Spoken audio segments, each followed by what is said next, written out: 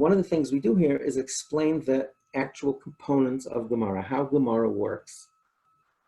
Okay, and just like you saw with that pattern with the two different types of potato chips, someone makes a statement, then there's a question on that statement or a proof to the statement. There are only a limited number of logical components of the Gemara, but getting the bouncing ball, following the bouncing ball, following those logical components is a very, very big deal. And you can almost say that it's a make or break as far as the Gemara goes.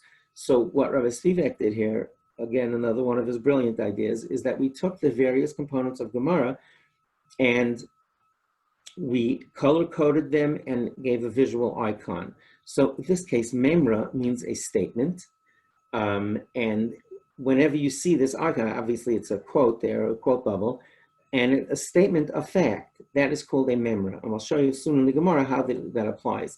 A kasha is when we ask a question on that statement, okay, and we challenge the statement. A teretz here is like a shield. I'm sorry, this is the word kasha. We have a little bomb icon. By the way, there's a lot of research that shows that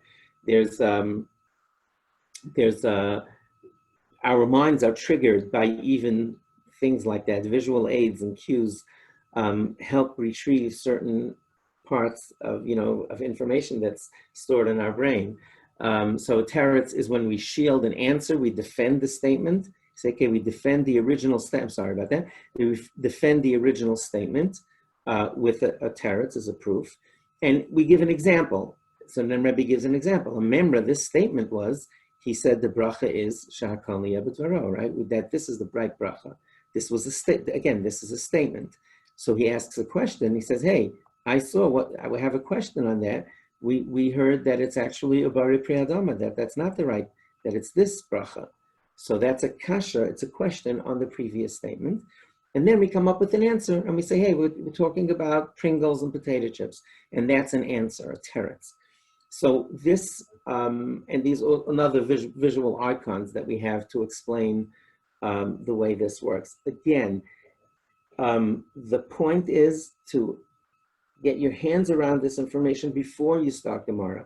Because if you're learning all of these logical components, if a Rebbe, if a teacher is going through this, and here we review them, you see for extra credit, like what the steps are. If you're learning a Gemara and you're talking about the two kinds of potato chips and Pringles, then you say, oh yeah, by the way, that's a kasha and that's a teretz. It sometimes very often becomes